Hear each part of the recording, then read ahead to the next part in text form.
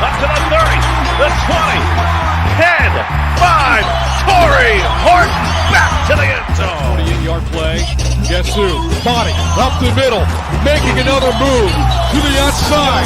15, 10, end zone again. Keeps it. Nice move by Brown. He's got space. He's got 6. 35-yard touchdown for Byron Brown. A record-setting night for the South Florida quarterback. Down so far, a little bit of a high snap. Genty right up the middle. Genty has room. Ashton Genty, give him 6. Second and long. Lagar tries to fit it in. Runnels, it does.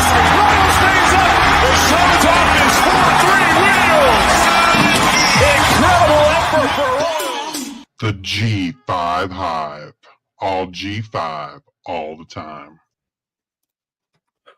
Welcome to the G5 Hive Live. We are excited to bring you the G5 college football coverage you love each and every week. I am Luke. I am joined by my co-host, Justice. If you're watching us on YouTube, please hit that like and subscribe button. And if you're watching us on X, please give us a follow, a like, and a retweet. And if you're listening to us in podcast form, please rate and review. And don't forget to get the G5 Hive merchandise store. It is now live. Link is at the bottom of the YouTube video comments, as well as pinned on our X page and at the bottom of this screen.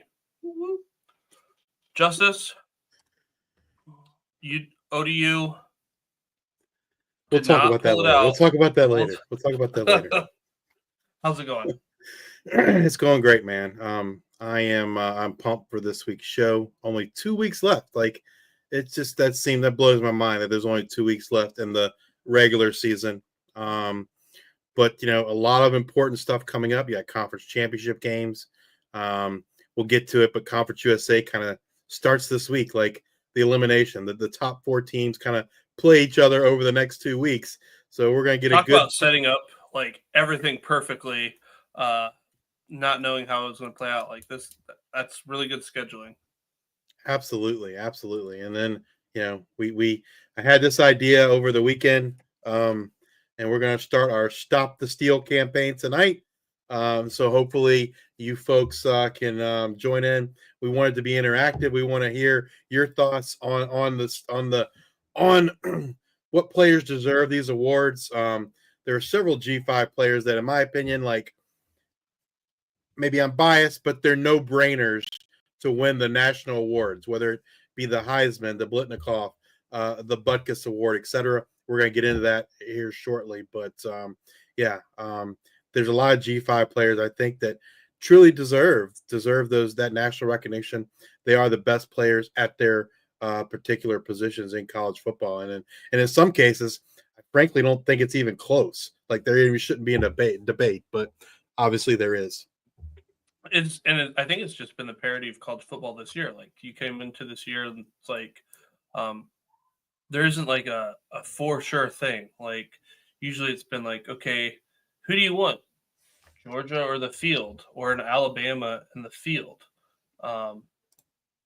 This year, there's a lot of different options, and they're like, again, even in the Heisman race, or even number 1 quarterback overall, it's going to get drafted. Is it going to be Shedeur Sanders? Is it going to be Carson Beck?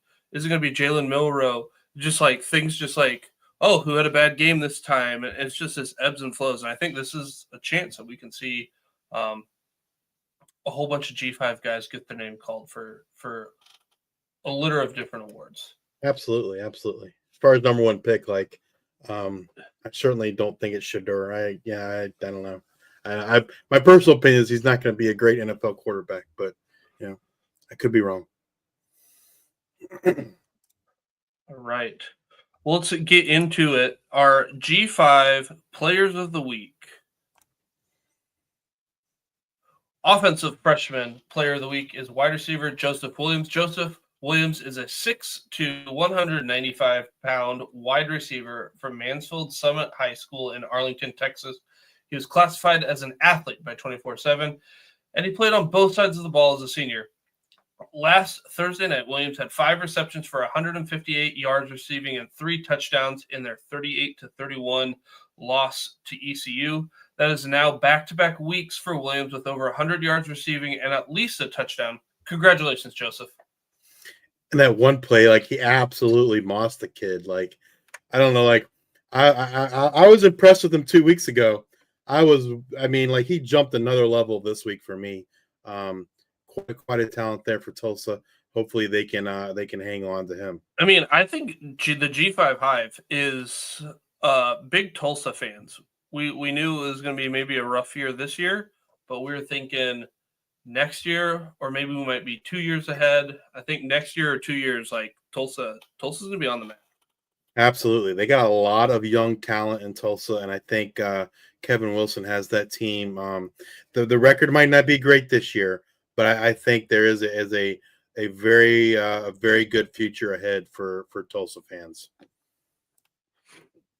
All right, our defensive freshman of the week, defensive end William Holmes from Utah State. William had 2 tackles, 1 solo, 1.5 tackles for loss, and 1.5 sacks in the Aggies' victory over Hawaii in Week 12. Here's a fun fact about William. He was drafted in the 5th round of the Major League Baseball draft by the Angels, and he was a pitcher in their farm system for several years. He is a 24-year-old true freshman walk-on for the Aggies. Just great to see him have an awesome game this past week. Congratulations, William. All right. My offensive player of the week. Talk about a great game. Talk about a great player. Talk about a great performance. None other than quarterback Devin Dampier, New Mexico. Dampier completed 11 of 25 passes for 174 yards and a touchdown. However, Dampier did a lot of his damage on the ground. He ran 27 times for 192 yards and 3 touchdowns. None bigger than his 1-yard run with 21 seconds left as New Mexico beat number 19 Washington State 38-35. Dampier now joins some elite company. He is just the 5th quarterback since 2016 to throw for 2,500 yards and rush for 1,000 yards in a season. Who are the others, you ask? Lamar Jackson did it twice, 2016 and 2017. Kyler Murray in 2018. Jalen Hurts in 2019. And Jalen Daniels in 2023. Here we are. Welcome to the club, Devin Dampier. Congratulations, Devin. One thing, if you guys have been watching us all the time, we've been talking about Devin Dampier since last year when he was coming in spot duty for New Mexico. And we got a comment on one of our videos from this past summer where we were talking about Devin, and the guy was just saying, hey, kudos to you guys. You guys were on him way early. He's certainly an amazing talent. So yeah, that's just another reason to watch this show, folks. We talk about these guys before they blow up and become stars. So, you never know who the next guy we're going to talk up that's going to be the next Devin Dampier. All right, my offensive player of the week this week is Parker Navarro, quarterback for Ohio Bobcats. Parker has been on fire in MAC conference play. This past week, he threw for 277 yards while adding 106 yards and 4 touchdowns on the ground to lead the Bobcats to a big MAC victory over Eastern Michigan in Week 12. It helps keep the Bobcats MAC championship hopes alive. Congratulations, Parker. My defensive player of the week this week is linebacker Red Murdoch for the Buffalo Bulls. Red had 19 tackles, 9 solos, 1.5 tackles for loss, and a forced fumble in their victory over Ball State in Week 12. Red has been playing lights out all year, giving the Bulls the best linebacker tandem in the country. Congrats, Red. Red and Sean Dolak are teammates. They're the top 2 tacklers in the country. And we'll talk about Sean a little bit later, man. But that's just phenomenal, right? To see 2 guys racking up the tackles in the G5. Have you seen the new shirts out about the duo? I haven't. I have not. They have been deemed the Bash Bros. Kind of pays homage to the A's, Jose Canseco and Mark McGuire, and they have like one where they're like both hitting the forearms. But yeah, there's some pretty cool looking shirts. I'll have to check that out, man. Unfortunately, I'll have to find it and try to send them to you. I'm pretty sure Dolak's out of eligibility. Love to see him. But he might have maybe he gets a medical thing. I don't know. Yeah. But that was a weird thing. I think he is out of eligibility because he was going to be at Utah State and then transferred back. Yeah, and he missed a lot of last year because of injuries. But I do think he's out of eligibility. Be love to see them guys back again another year. But I don't think it's going to happen. All right. And then my defensive player of the week, none other than safety J.J. Roberts out of Marshall. J.J. Roberts led the way for the Thundering Herd in terms of tackles last Saturday. Roberts recorded 12 tackles, 6 of which were solo. He also had 1 tackle for loss. Roberts' play helped Marshall to a 31-19 win over Coastal Carolina and now sits alone atop the Sun Belt East after Georgia Southern's loss. Congratulations, JJ. All right, Justice, what does the Swarm need to know? What are news and notes this week? Most of it's not positive news if you're a head coach. A lot of firings the last few days in terms of head coach. We'll start with Ball State has fired head coach Mike New. The Cardinals were 3-7 this season and 40-63 in his 9 seasons that he's been there. In 2022, New won the MAC title, which was his only winning season at Ball State. Colin Johnson was named the interim head coach. He was the offensive line coach and run game coordinator. I've seen some potential names being reported, some by local reporter Kate Hampton and some by our contact within Ball State. And some of those names are Tyler Stockton, defensive coordinator for Boise State. He was formerly a defensive coordinator at Ball State. Incarnate Word head coach Clint Clue, Butler head coach Mike Rimovich, Bowling Green defensive coordinator Steve Morrison, Northern Illinois defensive coordinator Nick Benedetto, and Eddie Faulkner, currently the Pittsburgh Steelers running back coach, was also a former, I believe, assistant there at Ball State. Lots of interesting names. I'll go through these. I'll go through all the head coaching changes, and then I have 2 names that I kind of want to throw out there and get some and see what your thoughts are. Maybe if the folks in the listening have any thoughts. Next up, despite an overtime win over Florida Atlantic this week, Temple has fired head coach Dan Drayton. In 3 seasons, Drayton was 9-25. Defensive coordinator Everett Withers was named the interim head coach. UMass has fired head coach Don Brown. Brown was 6-28 in 3 seasons at UMass. Offensive coordinator Shane Montgomery has been named the interim. That's the interesting thing, I think, with all these is, some of these guys didn't get very much time. All the OWL schools have now fired their head coach. Every FBS school that has the OWL as a mascot has fired their head coach, with the latest being Florida Atlantic. They fire head coach Tom Herman. Herman was 6-16 in 2 seasons at Florida Atlantic. Associate head coach, special teams coordinator, and tight ends coach Chad Lunsford will serve as the interim head coach.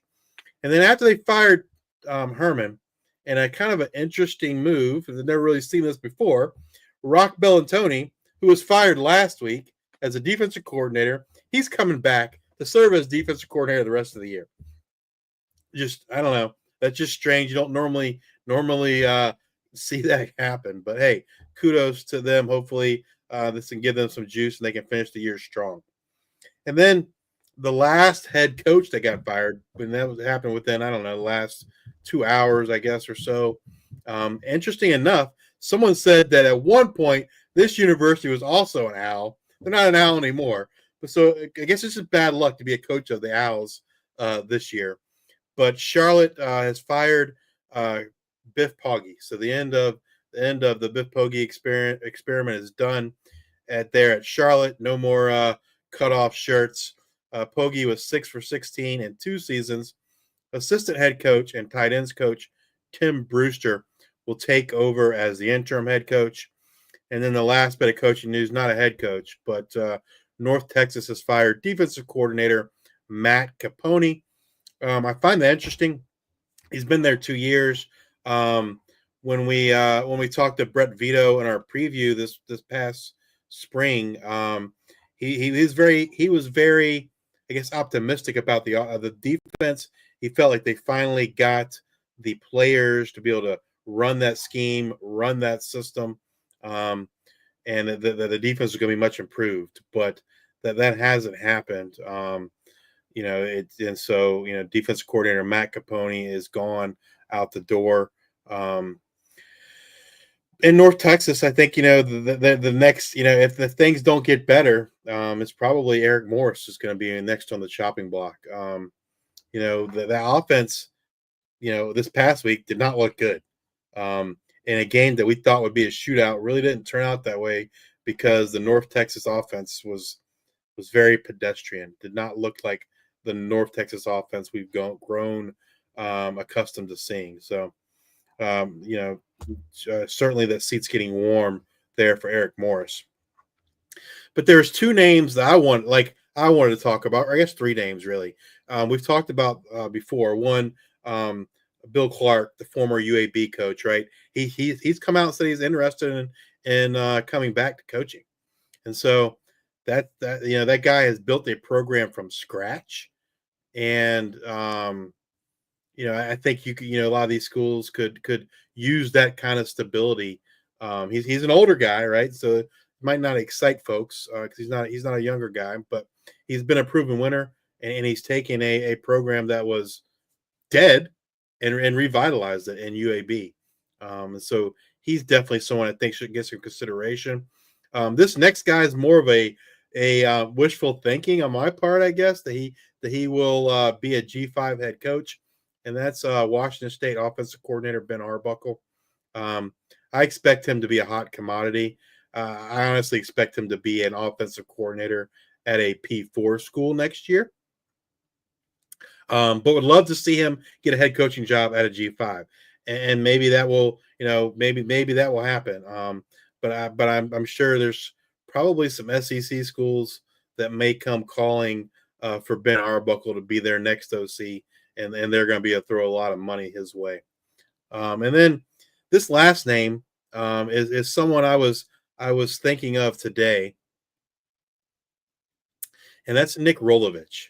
Washington State, Hawaii, lost his job over not willing to take the COVID vaccine. Has been out of coaching since then. Just someone that I think it's been a few years has passed. I think he's going to resurface somewhere. I think he has the potential to be a good coach, and I think he can be somewhat of a value for some G5s that maybe don't have deep pockets, right? He's looking for a chance to kind of rebuild his career, so to speak, and I think he'd be an interesting choice for a G5 looking for a new coach. You have any thoughts on any of those, Luke? Well, for that last coach, it kind of seems like Utah State could be a possibility because they have an interim head coach. Especially there seems to be this Polynesian tie with the Mountain West. The one school that I've heard, the one school I've heard like publicly is Rice. That Rice, like he's a candidate for the Rice job. That Rolovich is. I could see that. The former UAB coach. There's one program that comes to mind. I don't think it would be a right fit in the sense of maybe the player wise, but I think it makes sense in a program wise would be Temple, because they need something. Don't know what it is, but they need, to get off the ground. They don't have a lot of money. Obviously more of a basketball school, but I could see with the work that he did at UAB, maybe that's a possibility. I don't know what the desire would be to go do that, but like if that new president is Fry, I believe is his last name, if he really wants to change that program, I think he's not your long-term problem, but he sets that foundation. Like he gives that next person a chance to succeed. And to be honest, like what's a couple more years for Temple? Yeah, I think a place from a location standpoint that makes more sense is probably Southern Miss for Davis. But what I've heard, what we've seen is Buster Faulkner appears to be the front runner for that Southern Miss job. Buster's currently the offensive coordinator there. at Georgia Tech. Yeah, it's definitely gonna be an interesting season. It feels like there's not a. I mean the hottest name I can think of right now is Arbuckle, right? And Well, so Arbuckle, he will what will happen is there was a report that came out. I think you shared it with me last week or whatnot. That it's like, Mateer's already getting $1 million offers from yes, teams Mateer's been that, offered $1 million. and like he's not in the transfer portal and stuff. Like, like I don't say but I would highly assume that if Arbuckle goes, Mateer's going with him. Like it is a hand in hand thing. So it also, if we want Mateer, we got to take this guy. Also, probably not the worst case scenario. So like I could see that. Yeah, I mean, unless you're going an SEC hand school in and you already have a quarterback, right? Like, I don't know that Yeah. you're crazy about wanting to take Mateer, but yeah, I mean, I think, but even like in the P4 circles, like Arbuckle's really the only one like seems like the hottest commodity. Like I don't know, like I off the top of my head, I can't think of like and they're not talking about him being a head coach. They're talking about him being an OC. I'm just trying to think of like some coaches that might be a hot commodity to become a P4 head coach. It doesn't feel like there's like a, there's no Kurt Signetti like there was last year, right? It seems like what's maybe a Scott Frost. I would say Dan Mullen, so like some guys that have already been around the block are going to get opportunities. I don't know. I would say the hot name, if you can say hot name, would be Louisiana head coach. Yeah, I don't know. UL Monroe. Sorry, UL Monroe head coach. Oh yeah, Brian Vincent. I don't know that he's going to get a shot at a G4. But like, if you were to say there is a hot name in the G5, it would probably be him. You know what? Make a lot of sense for Arbuckle, because I'm sure they have the money, and I'm sure he won't be their offensive coordinator next year. Boise State will probably be looking for an OC. Their OC seems come and go every so often. Yeah, I don't know that. I don't see him staying. He's either going to become an OC at a Power 4 or head coach at a G5. That's my prediction for him in this offseason. I don't see him taking an OC job, kind of, if you will, a lateral move. I don't see that. There are some folks. There are some folks that believe that the Washington State head coach is going to become the next USC head coach. I don't see that happening either. I don't think USC can afford Lincoln Riley's buyout, and I certainly don't think that they'd be taking the Washington State head coach as their next HC. But yeah, it's crazy season, right? That's what I would call it, crazy season. And I mentioned it when I was talking about the firings, like, not all these guys, but like the last four guys I talked about, 3 years on the job, and not a full 3 years, not quite, and then 2 years on the job. That is not a lot of time, right? Like, and maybe that's a symptom of the transfer portal, right? Folks want instant results and think they should get instant results. I don't know. I think that holds true more so in basketball, just because there's only 5 guys on the court at one time than football. But I don't know. 2 and 3 years is not a lot of time to get things done. The only one that honestly makes sense out of everything is the Ball State firing. 9 seasons. At that point, you've kind of run your course. Whether you're winning or whether you're losing, if you're not doing if you're not getting to bowl games and stuff, like I could see 9 seasons just being like, okay, we need to get our fans excited about something else. So like that, honestly, out of all of them, that makes the most sense. And then the Temple firing, that makes just like the whole after a win. So like that the decision was obviously the decision was already made, right? I mean, like, yeah, he wasn't coming back regardless of what happened, right? I mean, otherwise, why would you fire someone after a win? Yep. Yeah, and like some of the, I guess they're just trying to get a head start. That's what it seems like a lot of this stuff's happened earlier and earlier in the season, and my guess is they're just trying to get a head start on on planning for next year. Yeah, you got early signing day like in 2 weeks. Like, I don't know. What are those? I mean, I don't know how many recruits those schools have already had committed, but it's like, okay, well, probably not getting very many early signings from those teams. Yeah. Let's get back to some news. Some injury news.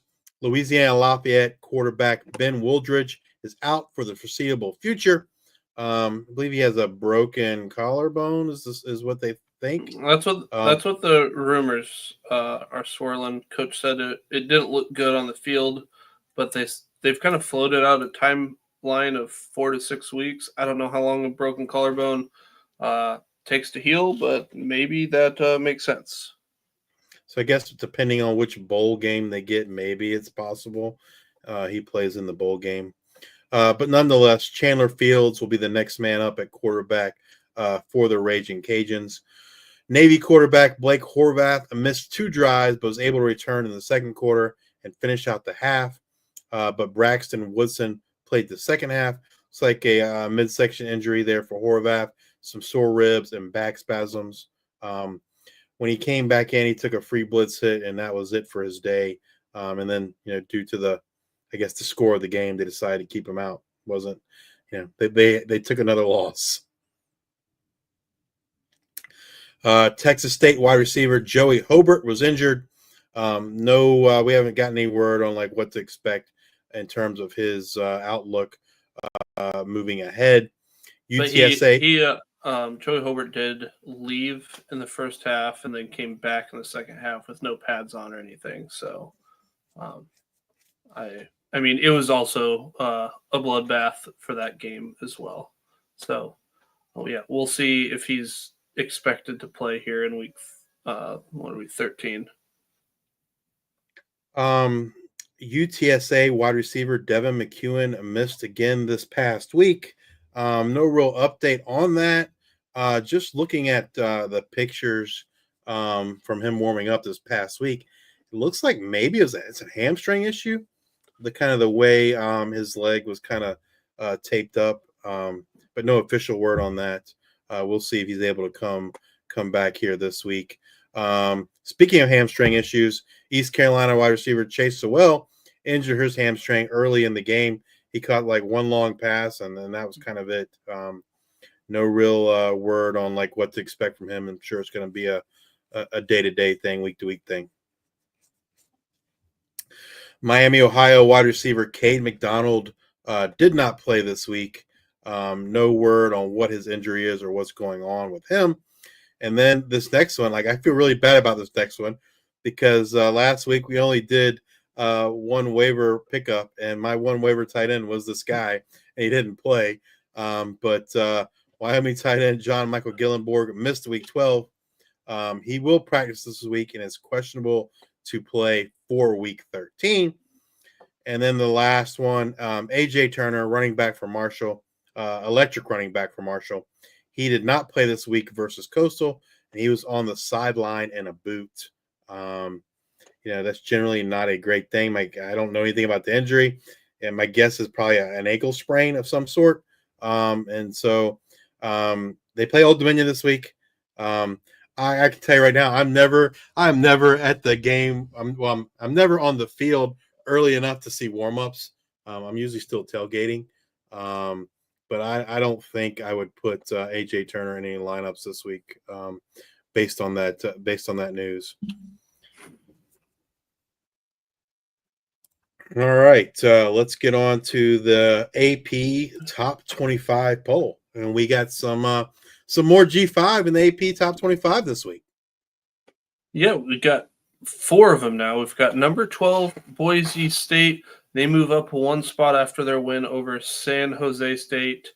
Then at number 18, we have Army. They drop 2 spots after the bye. Tulane moves into number 20 with their win over Temple. They move up 5 spots. And UNLV enters the week at number 25. Or is it 23? Sorry, 23. But interesting. I don't think UNLV's made the top 25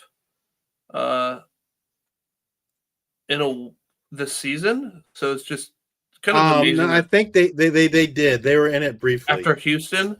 They were in it before they lost to Syracuse. Okay. And then after they lost to Syracuse, they dropped off. But just it was kind of amazing that it's taken this long for them to get back in it. Others receiving votes: Memphis, number 27, with 38 votes. Louisiana, number 33, with 5 votes. JMU at number 35 with 2 votes. Colorado State, number 35, with 2 votes. So, we haven't talked about this yet. I guess we kind of did. We kind of set the stage. But we haven't addressed it since we kind of set the stage, and that's the college football playoff rankings.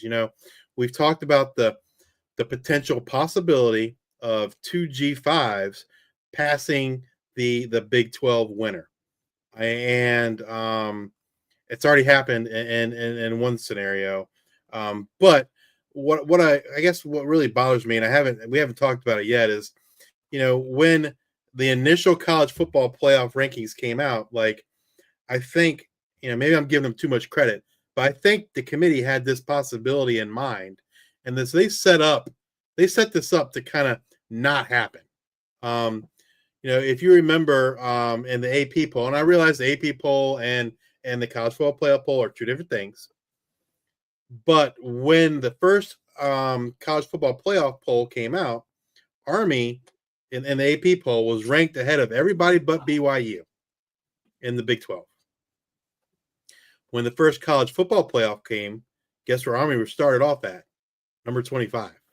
And my tinfoil hat, I think that was done on purpose, right?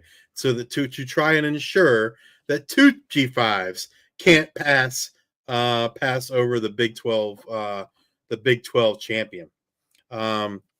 In last week's poll, the Big 12 leader at that point hadn't lost yet, was BYU. They came in at 6. Boise State came in at 13. Kansas State at 16. Colorado at 17. And then Army was at 24, and Tulane is at 25. Now, I fully expect this week that Boise State will have jumped BYU. If that doesn't happen, man, I don't know, there needs to be riots. That's crazy, right? The other thing you said, hey, I know that the AP poll and the college playoff is 2 separate things. But when you hear people talk about, hey, this team has X number of wins over a top 25 team. Well, where does that top 25 come from? It comes from this AP poll.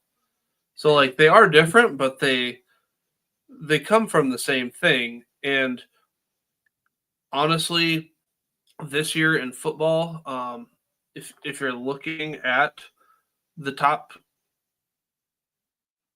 25, at what point, I'm going to pull this up right now, do you start saying okay, that team is kind of like that team, and this team does this way better? Because like I said, there's been a lot of just ambiguity this year. So let's just start at number 10, Tennessee. What's the difference between Tennessee and Miami? I don't know if there's a whole bunch. And I'm saying this in maybe not just so much the talent, but just if you were to put these teams in different orders, I'd be like, yeah, that's probably about right. If you wanted to put Boise State at number 10, I'm like, okay. I'm okay with that. Then you got SMU. If you want to put SMU at number 10, okay. BYU, given that they have a loss, okay, I understand that. Then you've got Army at number 18. They lost to a team not ranked. Yeah, you've but then also you're going to have all these SEC and Big Ten schools like Texas A&M. Are they really 15? Like, what's the difference between number 15 Texas A&M and number 24 Illinois or number 25 Washington State? Like,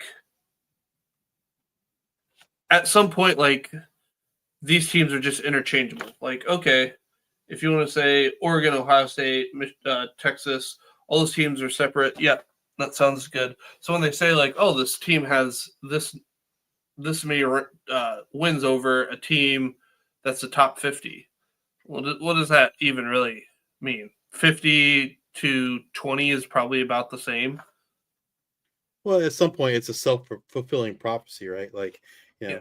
SEC teams are always ranked high. SEC is the best conference. I'm not arguing that they're not.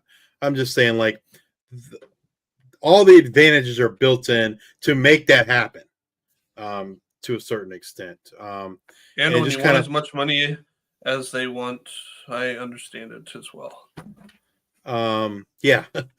Crazy things happen when that much money is involved, but yeah, it just kind of irritates me that I feel like they kind of set Army up to kind of fail.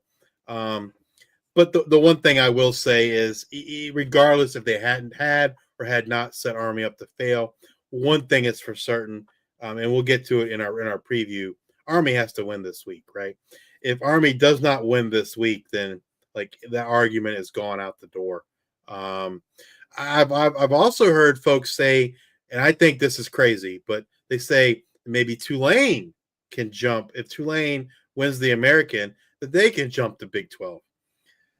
I'm not saying it's not possible, but I think it's a really long shot. I mean, Tulane lost to a really bad Oklahoma team, really bad. And so, I don't know that Tulane is going to have a strong enough argument to be able to jump over the Big 12 champion. I think if Army does what they need to do this week, I think they make a good case for it. So it'd be interesting to see what happens. It's a big week in the G5, and it comes out tomorrow. But I mean, do you honestly think that they won't have Boise State over BYU? I don't see how they can't. And Boise State has to be above BYU.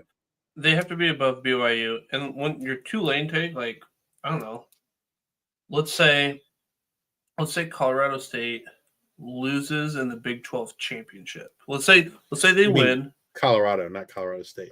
Oh, sorry, yeah, Colorado. They lose in the Big 12 championship game. Like, you look at the schools that they have. Have they got their schedule up? Like, what's like their best win?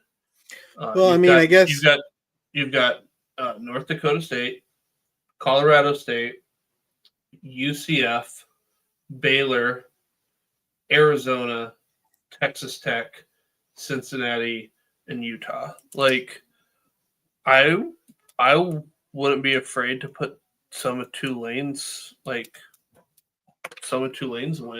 over some of their wins. I